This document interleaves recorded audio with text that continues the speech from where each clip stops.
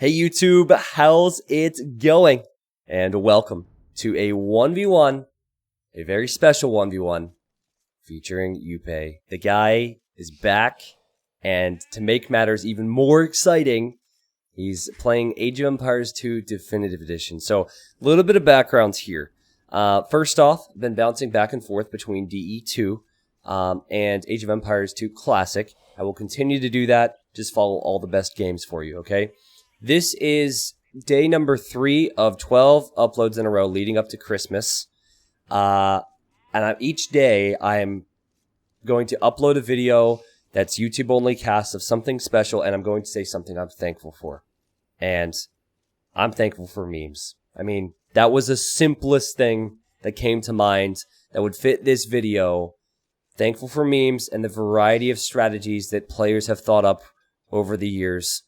Jupe is known for dropping town centers on people at a pretty high level. He and Rubenstock are just incredible. In fact, if you didn't see it already, I don't know when this is going to be up. I actually played a game with him and Rubenstock, and, well, you'll have to see what happens if you pay attention to YouTube uploads.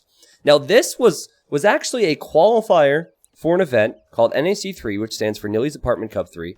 The event itself will be in January, and so there's 2 spots up for grabs, or sorry, 1 spot up for grabs. And so these players are playing in a bracket. Fire is one of the favorites, actually, in the bracket. He's a pro from Brazil. And Fire is playing as the Huns. Now, whoever wins this best of 7 would move on to the next stage. And then whoever wins that qualifying bracket would make it to the LAN event, which is super cool. And Jupe was certainly not favored. In fact, this was game 2, and he had already lost game 1 to Fire. Now, the map is Cross. And Cross is a very, very fun map. There's ponds in the north, south, east, and west. Fishing is always a huge, huge focus. And you tend to see Huns for a map like this because they save wood not having to build houses. They can easily dock then. They can easily add fish. And they're very flexible with like, stables and archer ranges and many different things that Huns can do. It's honestly one of the best cross civs. Jupe, I don't know if this was part of his plan from the very start, or I don't know if this is just one of the things that he decided to do after some things went wrong in this game. But, he's docking the north, as you would typically do. And he's sending 6 to wood, which is a bit excessive. But guys, he's going to go for what's called the Persian douche. It's called that because people are not too fond of this strategy. 4,800 HP on this Persian town center. That is more than any other town center in Age of Empires 2. And Hun town centers, or any other town center except Byzantines, actually have half that, so 2,400 HP. And this strategy is all about deleting your starting TC, that's right, in Dark Age, waltzing villagers forward, and building a TC in front of the enemy's TC, and then firing on it.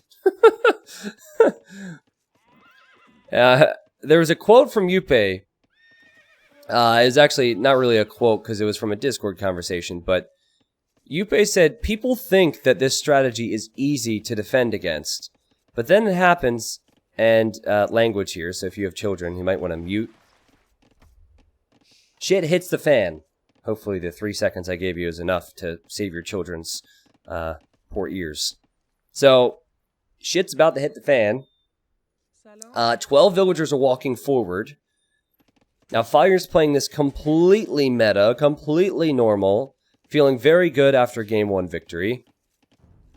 This is what Fire can see, and I'm actually going to stay on this point of view, because he's scouting for Jupe. This is funny. He doesn't see him. He's looking for signs of a town center. He doesn't see the villagers. He doesn't see the TC's been deleted. And now he sees there's a TC here from Jupe. Now Fire's like, oh boy, what do I do? And Jupe says, I'm going to quick wall on you, son. Jupe actually fails there because that, oh no, he's built a new palisade. And yeah, the TC's on the way up. So Fire, he panicked initially. He thought he could maybe rush it down. Now he's thinking, okay, I actually can't take wood here. Do I go feudal age?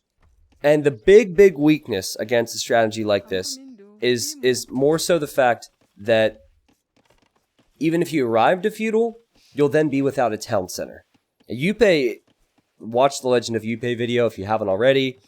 He will actually Vil rush you with the Vils that are in this TC if you lose your town center, whether you're feudal or not.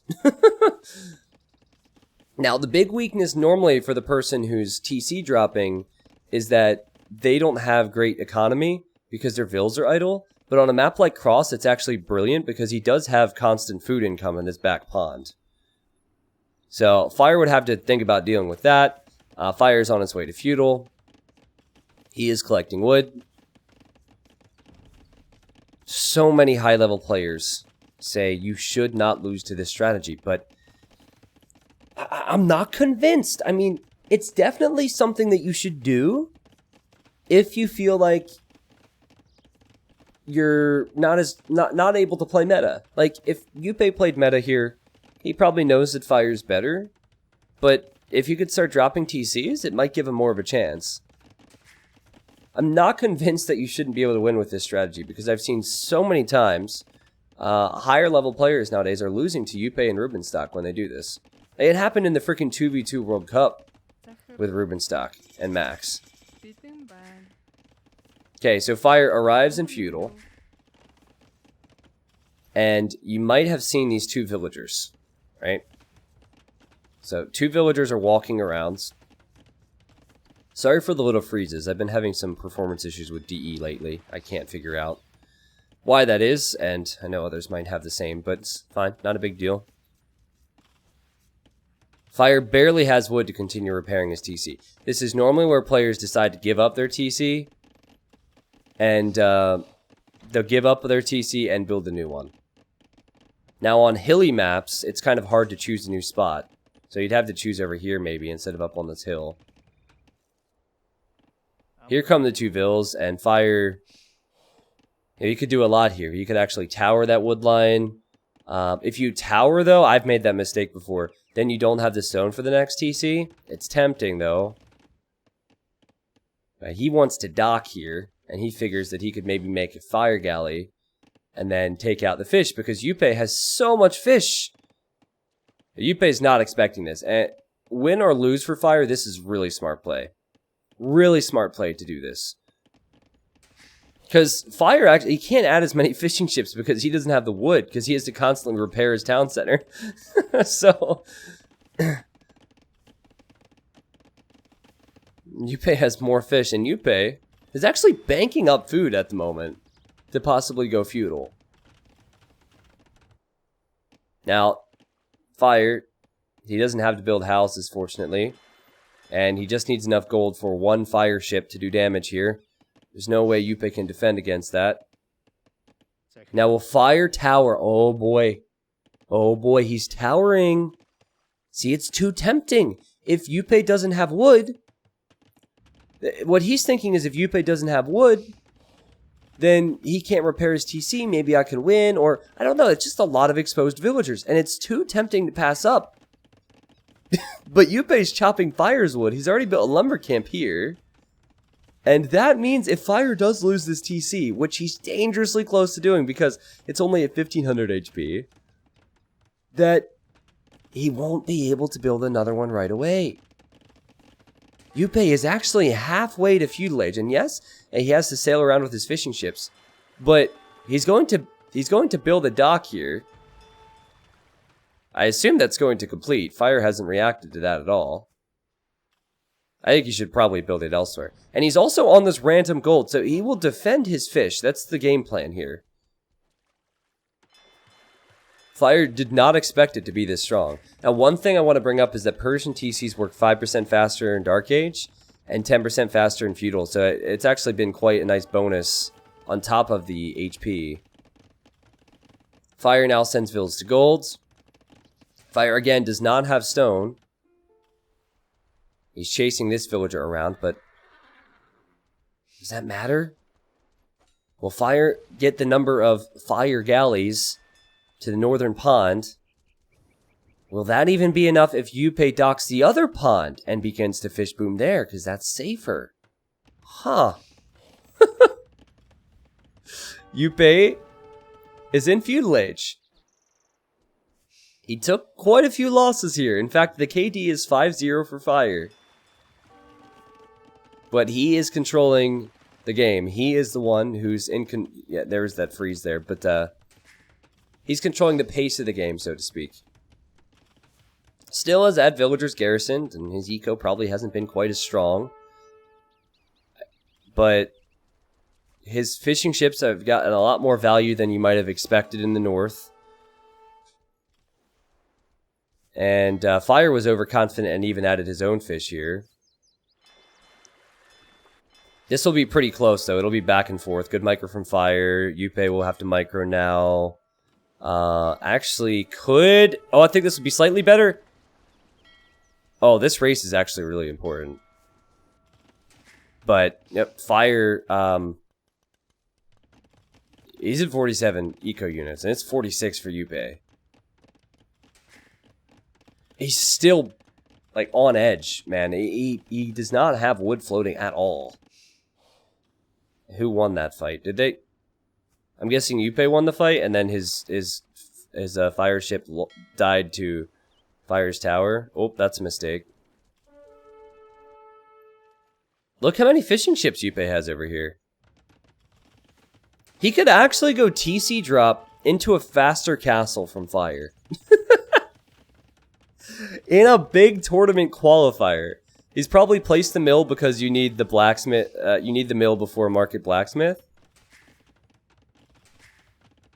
He has been collecting this gold, so he might buy some resources. Fire also has food and gold, but Fire, if he really needs a market, he really needs a second lumber camp. But he can't bank enough wood for it, guys. He can't bank enough wood for it. He's thinking fire galley after fire galley is needed here. Repair after repair is needed here. Fire has not played this bad, but it's not good enough right now. And Jupe is getting closer to clicking up. Also, he could consider getting fletching, possibly. And Fire will build a tower here. Fire has really underestimated just how good Jupe's economy will end up being despite these towers and the fire galleys in the north. I think this here was a saving grace for Jupe. I mean, incredible that he's been able to get so many fishing ships out here. 10 soon. Such a huge focus on this map. Jupe is 25% of the way to Castle Age as the underdog with the town center drop on a hybrid map.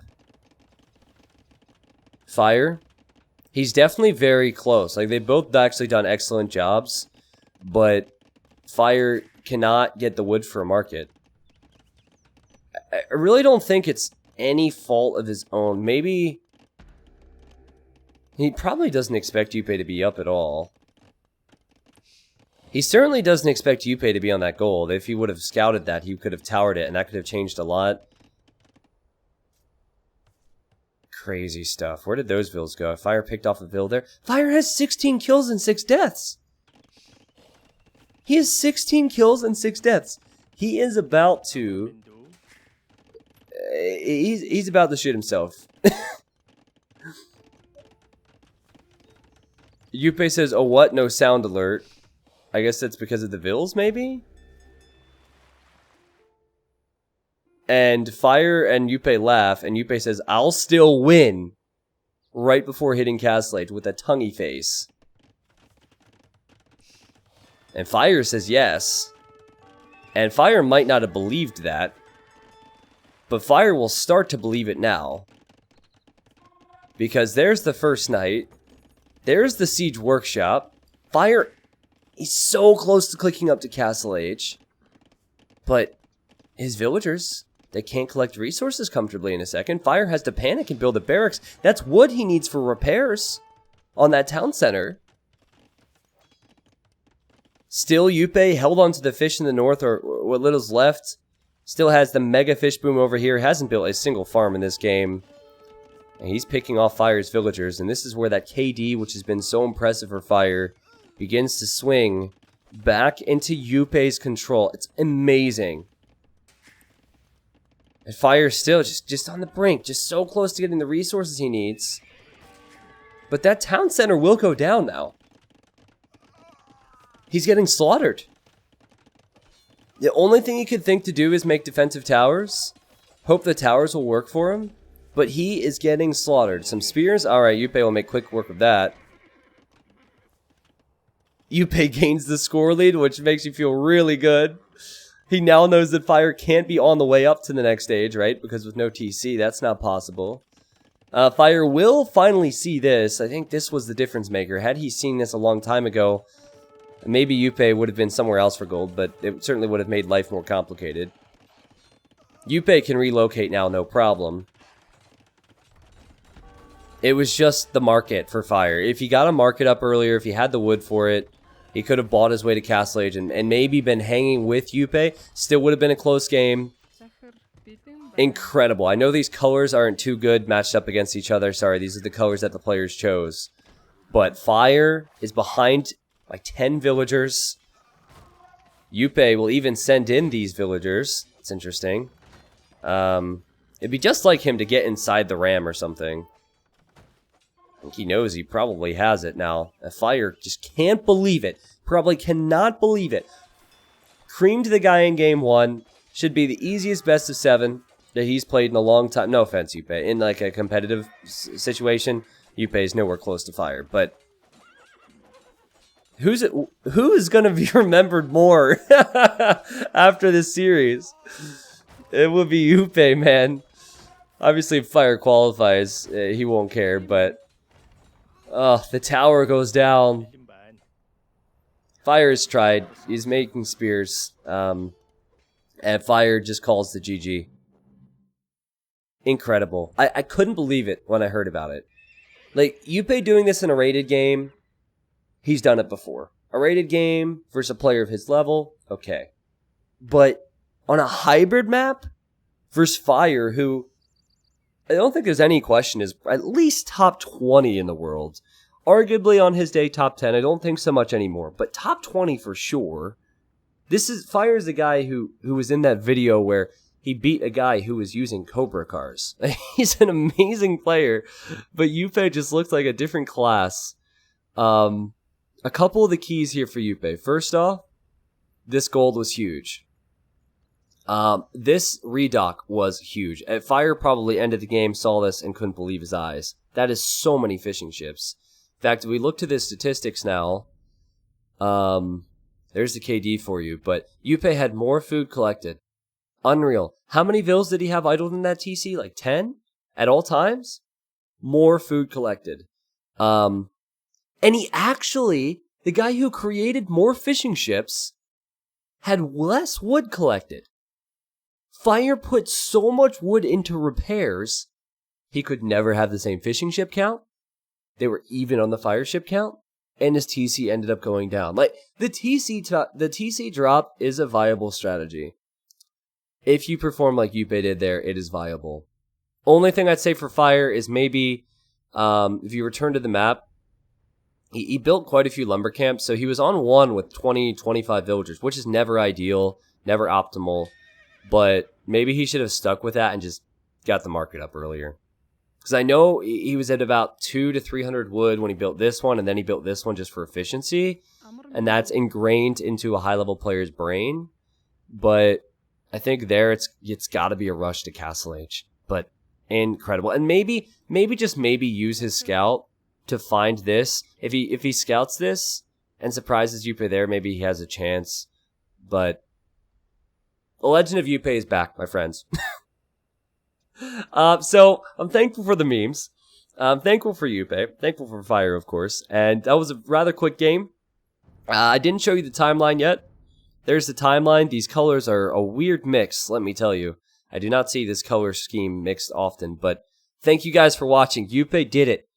He beat a pro player in a tournament. Congratulations. Love you guys. See you next video. Oh, wait. Actually, no, I lied. Well, I will see you in the next video, but if you haven't seen some of Jupe's other stuff, maybe click that video to the right-hand side.